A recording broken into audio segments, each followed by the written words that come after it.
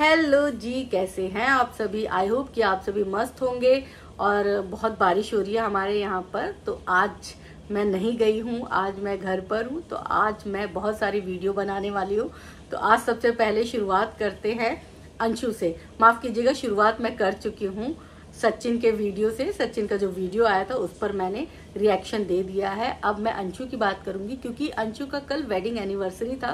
राजपूताना पोशाक में अंशु जच रही थी, बट पता नहीं क्यों मुझे उनके फेस पे उतना ग्लो नजर नहीं आ रहा था। जो मतलब बहुत सारे वीडियोस में आप देखते हैं कि अंशु बहुत खूबसूरत लग रही होती है, वो खूबसूरती, वो रंग अंशु के चेहरे पर चढ़ नहीं रहा था। हो सकता है ये मुझे दिखने में लग रहा हो। आप सब जरूर कमेंट करके बताइएगा कि अंशु का लुक कैसा लगा आपको, और क्या आपको भी लग रहा था कि अंशु के चेहरे पर कुछ मिसिंग है।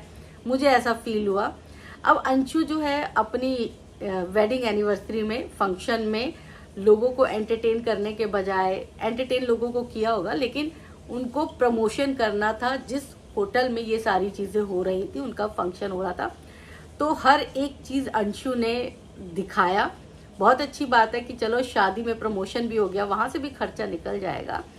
और दूसरी चीज, अंशु प्रेग्नेंट है क्या? क्योंकि सचिन ने अपने वीडियो में इस बात का जिक्र किया कि अंशु प्रेग्नेंट है। फिर उन्होंने इस बात को कवर अप करने की कोशिश की कि अभी तो ये मुझे सुनाई दिया है, पता नहीं कितना सच है कितना झूठ है। लेकिन फिलहाल जो है अंशु के बारे में सचिन ने जो बात कही, उसको लेकर अंशु का भी रिएक्शन आ गया है। अंशु ने एक वीडियो पोस्ट की और उस वीडियो का टाइटल था कि मैं प्रेग्नेंट हूं या नहीं हूं, किसी के कहने पर विश्वास ना करें। तो अंशु यानी कि सचिन को बहुत कह सकते हैं कि बहुत साइलेंटली फॉलो करती हैं। वो उनका हर एक वीडियो जो है वो देखती हैं, ताकि उन्हें पता चल सके कि उनके सचिन भैया क्या कर रहे हैं, उनके बारे में क्या बोल रहे हैं। तो अब अगर अंशु प्रेग्नेंट है तो बहुत बहुत शुभकामनाएं।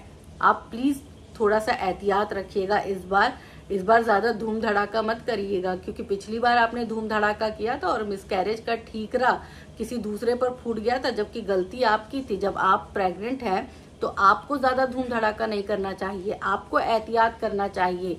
लेकिन नहीं, आपके लिए पूरा जमाना एहतियात करे और आप ऐश करो, आप डांस करो, नाचो गाओ, और फिर जब कुछ हो जाए तो फिर हाय रोना धोना लेकर बैठ जाओ और किसी दूसरे का नाम लगा दो कि भाई उसकी वजह से, उसके फंक्शन की वजह से मेरे साथ ये हो गया। मैं ये नहीं बोल रही कि आपने नाम लिया था, लेकिन जो कमेंट सेक्शन में नाम आ रहे थे सचिन और मनीषा के, तब आप साइलेंट थेरेपी दे रही थी, आप चुपचाप सिर्फ देख रही थी। वैसे आप सारे कमेंट्स पे जो है वो कमेंट करती हैं, लेकिन उस वक्त आपकी जुबान बंद थी। क्यों? क्योंकि आपके दुश्मन की बुराई हो रही थी, लोग आपके दुश्मन को ट्रोल कर रहे थे, तो आपको तो मजा आ रहा होगा ना, आप एंजॉय कर रहे थे। तो भाई अब जो है प्रेगनेंसी है नहीं है, ये तो बहुत बात की बात है, और ये चीज ऐसी है कि छुपाए भी नहीं छुप सकती। और इसके लिए अगर है तो हम बहुत खुश भी हैं कि चलो ठीक है, बहुत जल्द ये गुड न्यूज हमें सुनने को मिलेगी और अंशु की फैमिली भी खुश रहे, अंशु भी खुश रहे, यही हम सब चाहते हैं। लेकिन अंशु की कुछ हरकतें जो हैं वो थोड़ी सी अच्छी नहीं लगती हैं। अब अंशु राजपूताना पोशाक में उतनी जच नहीं रही थी जितनी वो आमतौर पे और कपड़ों में जचती है, खूबसूरत लगती है। कहीं ना कहीं अंशु का मुंह लटका हुआ था। और एक चीज और, अंशु आपने हमेशा जो है राज परिवार को इग्नोर किया, लेकिन उस पार्टी में कहीं ना कहीं राज परिवार की मिसिंग की वजह से वो पार्टी भी मुझे अधूरी लग रही थी। अगर राज परिवार होता, अप्सरा मॉम होती, सचिन होता, मनीषा होती, रंजना होती, ये सब होते, तो उस पार्टी की रौनक एक अलग लेवल की होती। आप मानो या ना मानो, लेकिन उस परिवार की वजह से आपको बहुत कुछ मिला है। आप हमेशा इस बात को डिनाई करते हो। आप बोलते हो कि नहीं, मेरी शादी में भी उनका कोई योगदान नहीं है, नहीं मेरे यूट्यूब चैनल में भी उनका कोई योगदान नहीं है, नहीं मेरे परिवार में भी उनका कोई योगदान नहीं है। तो आपने हमेशा उस परिवार को बहुत कमतर आंका है। तो आपको उस परिवार की वजह से बहुत कुछ मिला। आपकी शादी हुई उस परिवार की वजह से, फाइनेंशियल हेल्प की नहीं की अलग बात है, बट उस वक्त मौके की नजाकत जिस तरह की थी तो वो परिवार सामने आया था और परिवार का हर एक सदस्य आपकी शादी में बढ़ चढ़ कर हिस्सा ले रहा था। भले ही आप अब ये बोल दो कि भाई वो तो क्रिएटर है, तो अपने वीडियो बनाने के लिए वो जो है मेरी शादी की उन्होंने, कुछ भी की, बहुत सारे यूट्यूबर है, बहुत सारे क्रिएटर्स हैं, लेकिन कोई आगे नहीं आया ना। आपने जिसको बोला उसने एक बार में हामी भर दी, ये भी बहुत बड़ी बात होती है। मौके पे चौका तो राज परिवार ने ही मारा था। दूसरी चीज, आपका यूट्यूब वीडियो बना और यूट्यूब वीडियो आपका ग्रो हुआ, उसमें भी राज परिवार का ही हाथ था, क्योंकि राज परिवार का नाम उस वक्त तक बहुत बड़ा हो चुका था। तो आप ये नहीं बोल सकते कि काम तो मैं करती हूँ। देखो, आपको हाइप तो राज परिवार की वजह से ही मिली।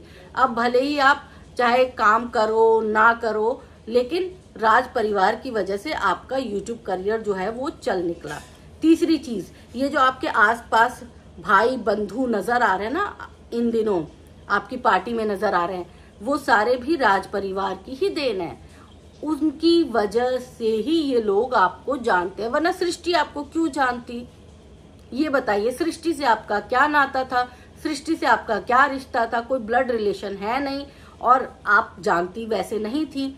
तो आपकी शादी राज परिवार ने करवाई और उसके बाद राज परिवार के हर फंक्शन में अंबाला जाना, इधर जाना उधर जाना, उसी दौरान आपकी इन ब्लॉगर्स से मुलाकात हुई, आपने अपनी दोस्तियां गांठ ली। बहुत अच्छी बात है, आप बहुत फ्रेंडली नेचर की हैं, लेकिन आप इस बात को डिनाई नहीं कर सकती कि ये 3 चीजें तो आपको राज परिवार की वजह से ही मिली है।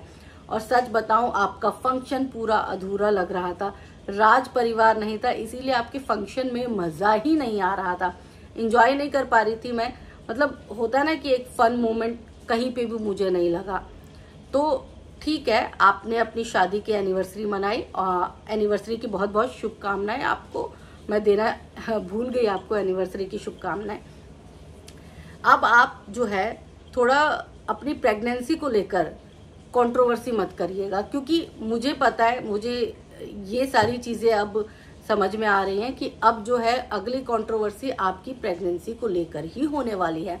अब आप अपनी प्रेगनेंसी का कुछ ना कुछ तो ऐसा क्रिएट करेंगी ताकि हाइप दोबारा से बन जाए। एनिवर्सरी हो गई, अब प्रेगनेंसी की बारी है, तो चलो आप रिवील मत करिएगा जब तक कि आपकी प्रेगनेंसी 3 मंथ की ना हो जाए, क्योंकि हर बार आपने यही किया है कि हर चीज एकदम खुल के आप लोगों के सामने बता दिया। और कई बार क्या होता है कि नहीं भी बतानी चाहिए। हमारे बड़े बुजुर्ग बोलते हैं कि बहुत सारी बातें छुपा लो, तो छुपा लेनी चाहिए, कोई गलत बात नहीं है।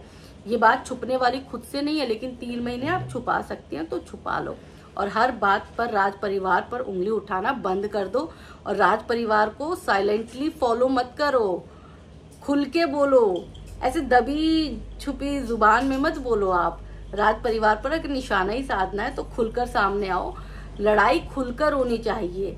इस तरह नहीं होनी चाहिए कि आप उनको फॉलो भी कर रही हो, आप उनके सारे जो उन्होंने आज तक अपनी पार्टी में किया वो सब करने की कोशिश कर रही हो, और फिर बोलते हो कि राज परिवार से मेरा क्या लेना देना है, राज परिवार मुझसे जलता है, राज परिवार को जो है वो मुझसे प्रॉब्लम है, राज परिवार मेरी उन्नति देख के जलता है। तो मत बोलो, उनके पास सब कुछ है, आपके पास भी भगवान करे सब कुछ रहे, लेकिन इस तरह जो है ना, मतलब किसी की बखिया उधेड़ना, उसको थोड़ा सा बंद कर दो, वो ज्यादा अच्छा रहेगा।